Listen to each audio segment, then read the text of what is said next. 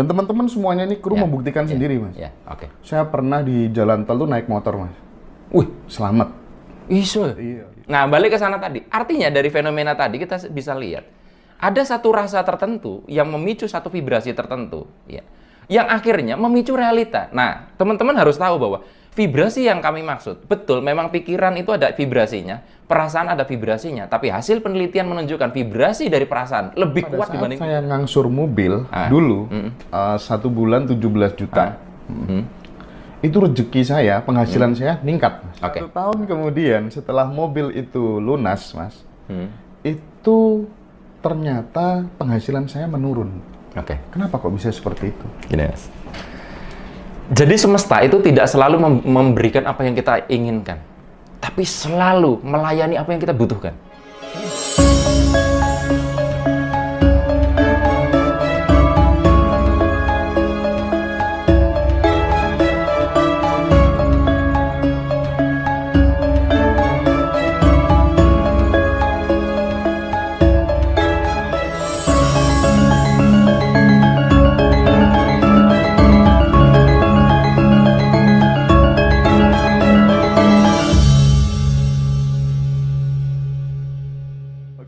Oke. Nah, Mas, ini case pribadi ya. Iya. Saya kan kebetulan dulu karena tinggalnya kan di pesantren, Mas. Cuman pesantren saya itu pesantren yang moderat, artinya dia tidak pesantren salaf. Saya tinggal di pesantren moderat, tapi hati saya itu pesantren salaf. Kajian-kajiannya yang saya mau tuh pesantren salaf, gitu kan. Nah, di situ ada kiai yang kemudian memberikan amalan, Mas. Ya. Namanya kita santri kan. Ya. Amalannya Semacam wiridan gitu kan? Kalau mau keluar rumah, ya baca ayat kursi 3 kali. Ini kekuatannya 12 jam. Jadi kalau jam 6 pagi sampai jam 6 sore. Nah, jadi kalau saya keluar jam setengah 7 malam, ya saya baca lagi 3 kali gitu. Mas Hendra, boleh saya tanya dulu, kekuatannya ini maksudnya kekuatan jadi selamat, kekuatan jadi karismanya kuat atau apa persisnya? Supaya kemudian kita pada saat di jalan tidak ada musibah. Terus tolak bala gitu ya? Terus kemudian ada operasi, itu kalau masalah operasi selamat itu saya modifikasi sendiri. Orangnya ceritanya nggak ada operasi polisi itu nggak ada. Tapi saya yakini sendiri dengan baca ini mau ada rampok, mau ada operasi. Itu, Mas. Persisnya, tadi apa? Suratnya Yasin ya? Ayat kursi. Ayat kursi, sorry. Ayat kursi. Oke, Mas. Dan teman-teman semuanya ini kru membuktikan sendiri, Mas. Saya pernah di jalan tol tuh naik motor, Mas. Wih, selamat. Iso. Iya, itu selamat. Dikejar polisi selamat. Istri saya saksinya. Untung belum ada TikTok, maka viralkan nanti.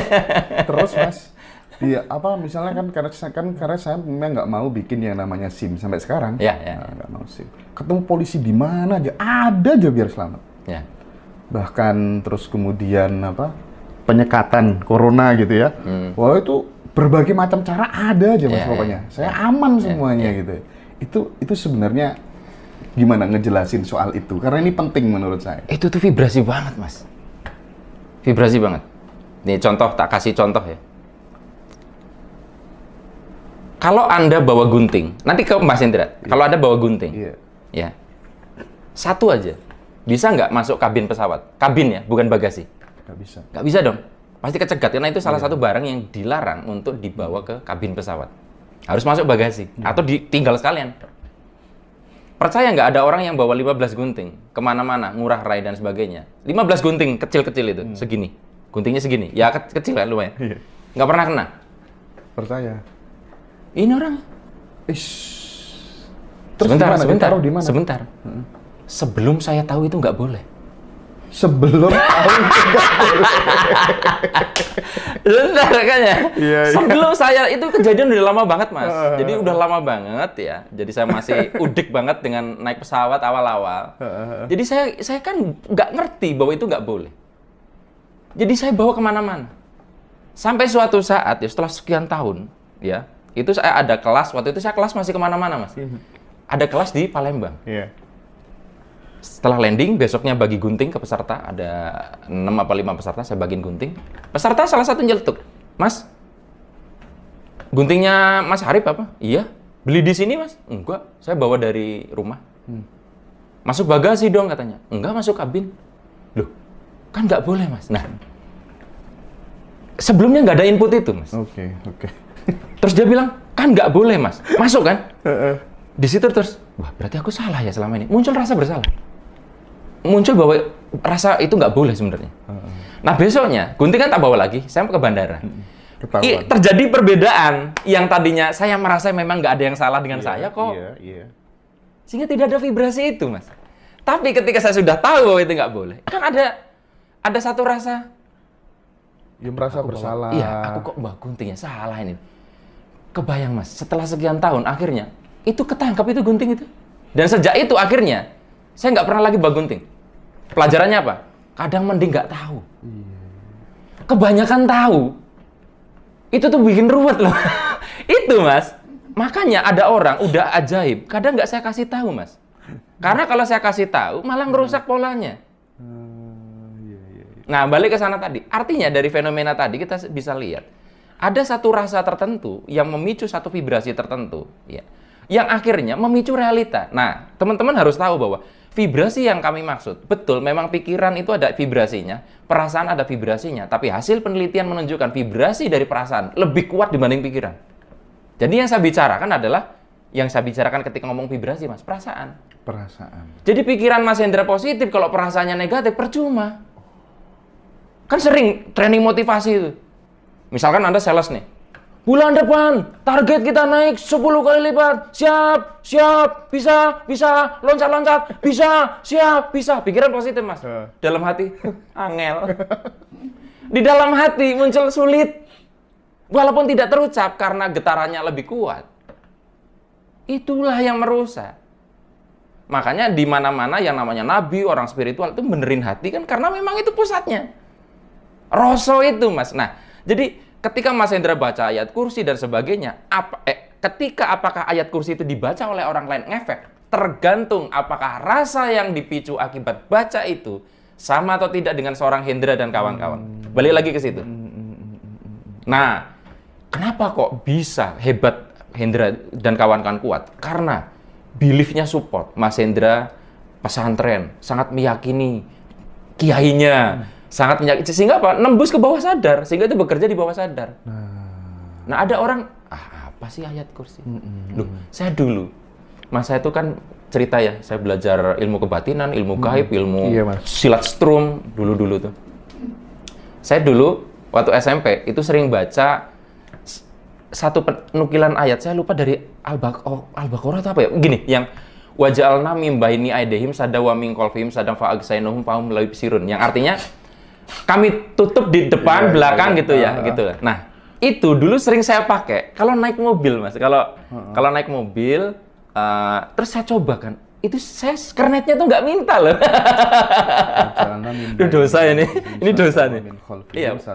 Saya lupa itu surat apa ya? Itu di Yasin, Mas. Yasin, iya, saya Yasin, betul Yasin.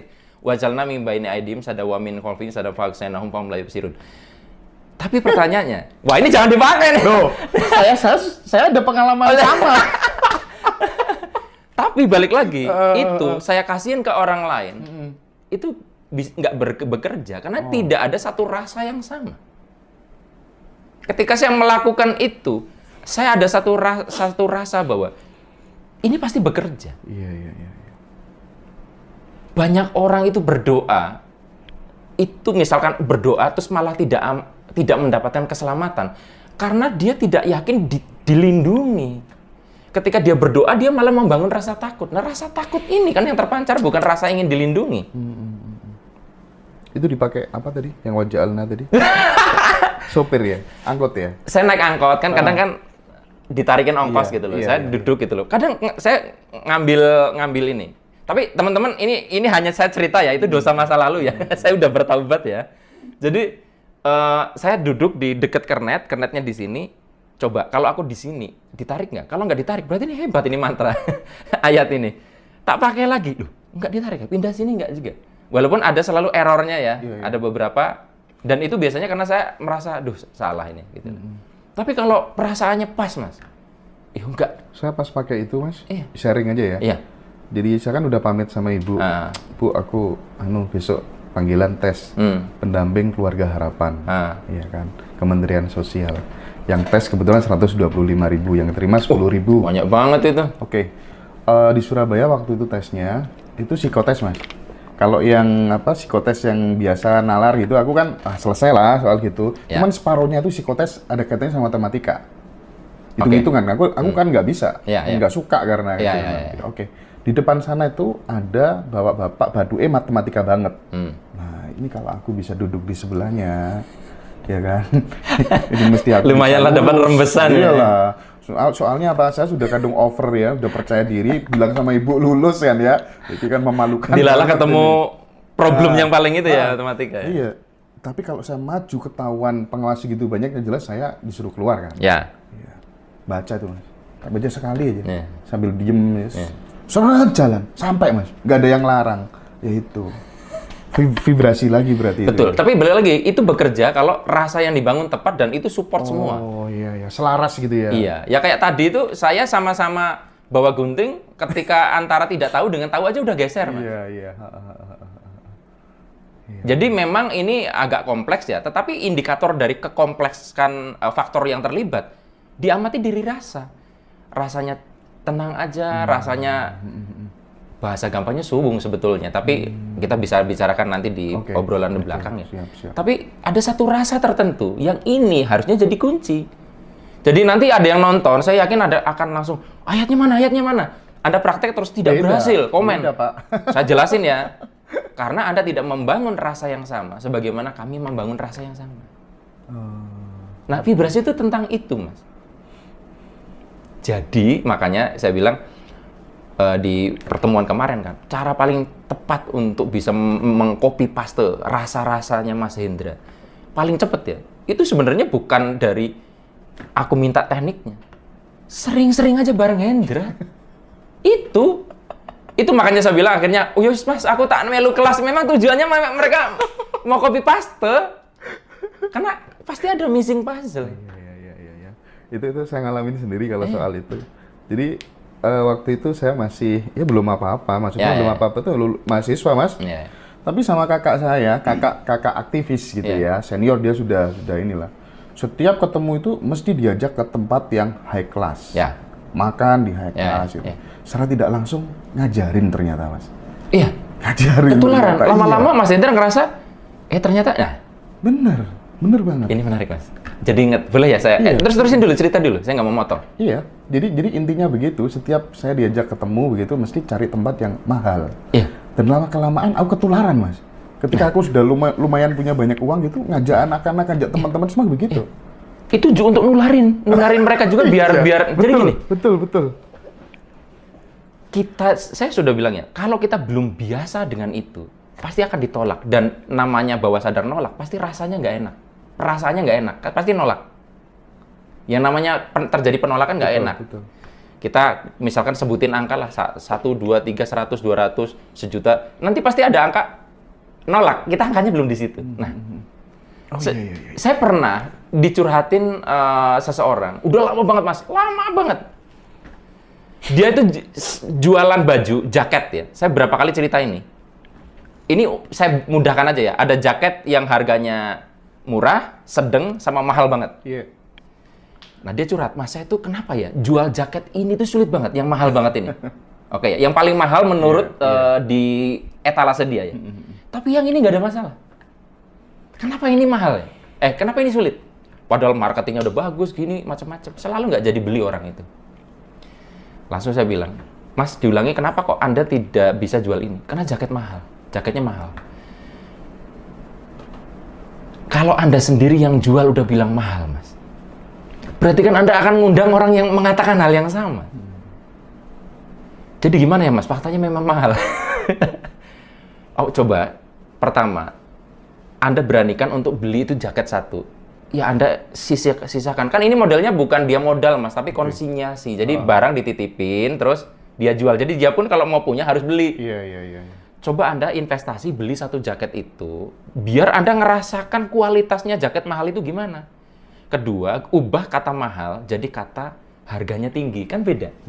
Harganya tinggi dengan harga mahal itu beda. Iya. Karena mahal itu semi curhat, artinya saya nggak mampu, Mas. Kalau harganya tinggi kan fakta ya. Sama aja 90 kilo itu fakta. Tapi kalau bilang aku gemuk itu udah subjektif. Nah, Setelah dia melakukan itu, Mas, dia beli jaket itu. Nggak instan ya, dia beli. Wih, ternyata jaket mahal tuh enak ya. Rasanya kayak gini ya, pantas harganya mahal sebanding dengan harganya. Dia sudah tidak ada penolakan, artinya yuk barang ini layak untuk aku jual dan orang layak pakai ini kalau punya duit. Rasa nggak enak ketika jual itu hilang, Mas. Akhirnya apa? Ini mulai laku. Jadi makanya kita sulit menjual sesuatu kalau kita sendiri dimulai tidak dari kita sendiri, rasa itu nggak ada. Ya sama kayak Mas Hendra, membiasakan dulu kan. Ternyata iya Mas. Kita sering mengatakan kayaknya orang bisa makan di situ, kayaknya nggak mungkin. Ternyata kita bisa melihat temanku loh bisa. Berarti ada peluang aku bisa dong. Nah itu yang harus dilihat dulu. Makanya teman-teman, satu hal yang mungkin agak teman-teman tantangan adalah kalau bisa berteman dengan orang-orang yang levelnya agak sedikit high. Sedikit aja nggak apa-apa, kalau terlalu jauh agak susah. Nah, susah kan kadang. Duh Mas, gimana kita berteman dengan orang-orang yang hebat? Saya sering bilang, itulah kenapa Anda ikut seminar, ikut training, satu ruangan, Anda bisa satu ruangan dengan orang-orang yang kaya duduk di situ. Ular ya Mas? Mas banyak kan Mas, orang-orang yang saya berapa kali diundang konglomerat Mas. Saya sampai minder. Mau ngomong apa saya di depan orang yang jauh lebih kaya dari saya? Iya, betul. Terus saya bilang, Bapak Ibu, sebetulnya saya tuh nggak pantas ngomong di sini. Bapak Ibu sudah luar biasa loh. Aku masuk ke perumahan elit mereka. Gemeter aku, Mas. Aku bukan apa-apanya. Dan aku udah memastikan tabungan mereka lebih banyak dari aku. Udah kerasa gitu. Dia bilang gini, Mas, oke, kami lebih kaya dari Anda. Tapi kami itu baru ngerti kenapa kami bisa gini setelah mendengar penjelasan Anda. Jadi mereka tuh tidak tahu kenapa mereka bisa begitu. Apa kepentingan buat mereka? Karena kami mau ngajarin anak kami supaya kayak kami. Jadi belajar ilmu kayak gini, Mas. Kan banyak tuh orang yang kadang, alah kebanyakan teori, aku nggak pakai teori-teori gitu, berhasil kok. Tapi nanti Anda akan kesulitan loh kalau mewariskan bisnis Anda kepada orang lain. Kalau nggak tahu ilmunya. Jadi kepentingan kita belajar pola-pola teori gini itu bukan untuk diri sendiri, tapi untuk bantu orang atau menularkan ini ke orang. Kan harus tahu polanya dong. Saya sebelum kenal Mas Harif ini curhat ya. Saya paling di kamar hotel apa gitu, misal pas lagi liburan gitu Mas ya, rate-nya ya 2,5 berapa gitu. Tapi sejak kenal Mas Harif gitu ya, serius ini, harga 5,5 itu saya pakai setengah otak, nggak mikir. Awalnya berat, tapi lama-lama ya pantas harga segitu. Iya.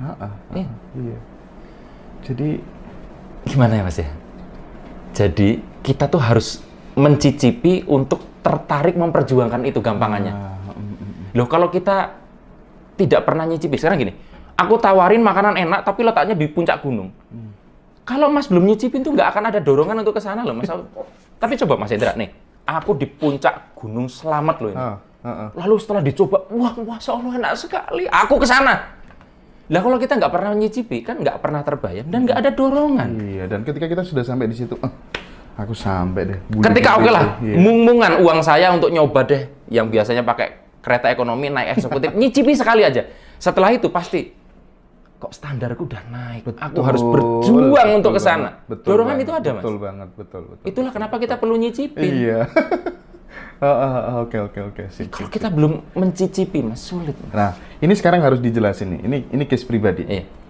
Pada saat saya ngangsur mobil dulu, 1 bulan 17 juta. Itu rezeki saya, penghasilan saya meningkat. Oke. Nah, itu dulu ya. Terus 1 tahun kemudian, kan udah tahu arahnya. Iya, lanjut. 1 tahun kemudian, setelah mobil itu lunas, Mas, itu ternyata penghasilan saya menurun. Oke. Kenapa kok bisa seperti itu? Gini, Mas. Jadi semesta itu tidak selalu memberikan apa yang kita inginkan, tapi selalu melayani apa yang kita butuhkan. Ini beda loh, antara ingin dengan butuh. Ingin makan dengan butuh makan kan beda ya. Beda banget. Kalau butuh makan tuh ya kita betul-betul harus makan, kalau nggak mati gitu. Harus butuh itu. Iya, tahu. Tahu ya Mas ya. Saya sulit menjelaskannya, tapi Anda pasti tahu bedanya antara ingin dengan butuh. Iya. Butuh tuh artinya ini prioritas. Iya. Ketika Mas Hendra punya... Lah kok sama, angsuran lunas omset turun. Nah ini, ketika Anda, ya, setiap bulan ada sesuatu, kewajiban istilah saya Mas, yang harus ditunaikan. Merasa itu prioritas nggak untuk mendapatkan uang segitu atau di atas itu? Oke? Di atas itu. Ya kan? Sehingga ada satu tarikan, ada satu campuran antara, di satu sisi antara, kadang Mas ada cemas-cemasnya dikit, tapi ada optimisnya dikit. Nanti kita bicara tentang paradok ini nanti. Sehingga nanti melebur jadi satu yin yang, dan jadilah satu fenomena Mas Hendra, akhirnya omsetnya malah lebih hebat. Ketika sudah lunas gitu, semesta mau ngasih duit, misalkan dengan uang yang sama. Hendra udah nggak butuh kok kayak dulu. Ini contoh lain. Banyak orang tua kita yang merasa, sebetulnya kalau dipikir-pikir nggak masuk akal loh. Bapak gajinya cuma segitu, ibumu cuma di rumah, ibu rumah tangga. Tapi kok bisa nguliahin kalian? Anak 4 kuliah semua. Katakanlah setiap anak itu jatahnya tiap bulan 2 juta, 2 juta. Berarti 4 anak 8 juta. Clear ya? Berarti kalau mereka semua sudah lulus, harusnya ada uang nganggur berapa Mas? 8 juta kan? Yang menarik adalah banyak yang curhat setelah anaknya lulus semua. Itu uang 8 juta juga nggak ada. Kenyataan itu. Kan mirip seperti omset yang lenyap. Kenapa? Karena sudah tidak ada lagi butuhnya. Ya sama soal rokok aja, anggaran rokok aja. Berhenti ngerokok ya. Iya. Kamu itu kalau misalkan berhenti ngerokok, kamu bisa beli rumah loh. Coba dikumpulin. Nah kalau ditanya balik, kamu ngerokok enggak? Enggak. Punya rumah? Enggak. Loh kamu sendiri nggak bisa membuktikan. Karena gini, rasa butuh terhadap rokok, kalau mau diganti rumah, itu rasa butuhnya harus sama dengan kebutuhan rokok itu terhadap rumah. Kadang kan ketika diganti objeknya geser, Mas. Oleh karenanya, makanya, cara ngakalinya, Mas Hendra harus punya rekening khusus, sehingga merasa seolah-olah masih punya cicilan. Itu disetor ke situ, sehingga kita masih merasa punya kewajiban walaupun udah tidak ada. Waduh. Sehingga merasa, ilmu baru. Ya, aku ngasih trik-trikku yang aku... Iya. Yang aku praktikin. Tenang Mas, aku nggak miskin bagiin cara-cara kayak gini, nggak miskin. Maksudnya aku tidak takut untuk teknik itu diketahui. Ada rekening baru. Khusus. Rekening baru. Iya. Yang aku setorin seperti aku waktu masih punya cicilan, padahal belum ada cicilan. Rekeningku sendiri ya. Itu. Dan kalau misalkan takut dipakai, semua itu ATM pegang sama istri misalkan, atau siapa orang yang dipercaya, biar Anda nggak hilaf, gitu ya. Duitku sendiri kan jadi ngaco kan. Nah, itu pastikan ada dorongan itu, walaupun tetap agak beda adalah karena ketika Anda berurusan dengan bank, itu ada punishment. Nah, ini yang repot kan kadang karena ini keluarga sendiri, negonya lebih gampang. Nah, ini yang tetap akan tidak sama. Tapi dari beberapa alumni saya yang mempraktekkan, itu sedikit mereka jadi terasa gini, apa ya Mas? Walaupun itu terkait dengan diri sendiri, rasanya punya utang. Contoh, kita tiap pagi olahraga aja. Emang ada yang larang? Enggak kan? Sering kita lakukan. Lama-lama kalau nggak olahraga, rasanya punya utang loh. Aduh, kayaknya aku ada yang kurang. Nah, sama. Tiap bulan Mas Hendra, masukin situ 17 juta, 17 juta, 17 juta. Awalnya sih, ya ini sih gua ada ini sendiri. Lama-lama ketika tidak dilakukan, 6 bulan, kayak punya utang, Mas. Nah, saat udah kayak punya utang itu, mekanisme itu bekerja lagi. Karena servo itu sesungguhnya masih tersimpan di semesta. Hanya pemicu rasa butuhnya yang lenyap. Nah, sekarang pertanyaannya, Mas, berarti kalau teorinya gitu, harusnya orang yang menikah lebih makmur dong dibandingkan yang jomblo. Karena kebutuhannya lebih besar. Yeah. Repotnya, kadang ada orang nggak merasa butuh. Karena gini, Mas, rasa butuh tuh campur aduk antara yakin, antara sedikit kecemasan, tekan ora, nyampe tidak ya, bisa ketutup tidak, bisa kebayar. Jadi antara harap, cemas, antara berserah harap, punya campur aduk. Nanti saya ceritakan ya prosesnya ya. Itu menjadi sebuah keadaan ini kita tetap action. Nah, itu yang akhirnya memicu roda tadi, Mas. Iya.